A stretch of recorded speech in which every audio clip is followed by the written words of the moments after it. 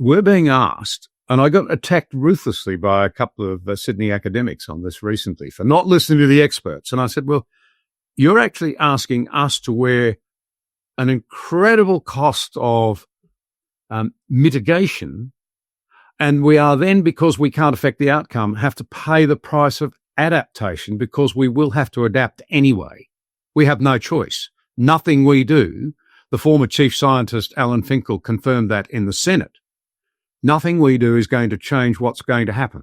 So to see the point I'm making, the costs of adaptation unfairly and unevenly lumped on people who are less well off and the productive and business and farming sector of the country, they will then have to turn around and pay the price of adaptation anyway.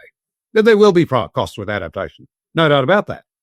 But we're going to saddle ourselves with both, while the biggest economies in the world are not going to do either. You're dead right, John. That's precisely the equation that we are facing at the moment, is because nothing that Australia does will make any difference. And if we do have to adapt, we're going to have to pay that cost as well. So one of the things that gets me about this is that we're talking about two different things. One is climate change and whether or not we think that that's a problem or a crisis. I think it's a problem. I don't think it's an existential threat, but I do think that we should do what we can, and Australia's proportionate share.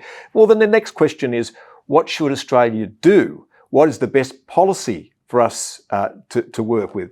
And the problem we've got is that particularly the wind and solar industry, and this multi-billion-dollar industry, by the way, that surrounds all of this stuff now, has changed the debate into, if you do not believe in net zero, then you are a climate change denier. Well, I'm sorry, we're talking about a policy response to a problem. So I'm saying that that's not necessarily the way to go. And I've got to say, the level of hypocrisy, John, because look around you, and I encourage everyone to do that now. Try and find something in the built environment that does not contain fossil fuel embedded in its industrial production.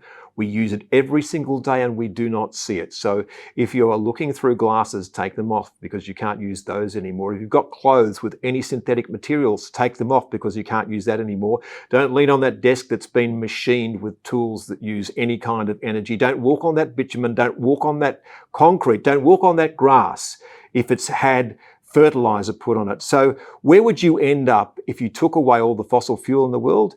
Our entire world has been built around fossil fuels.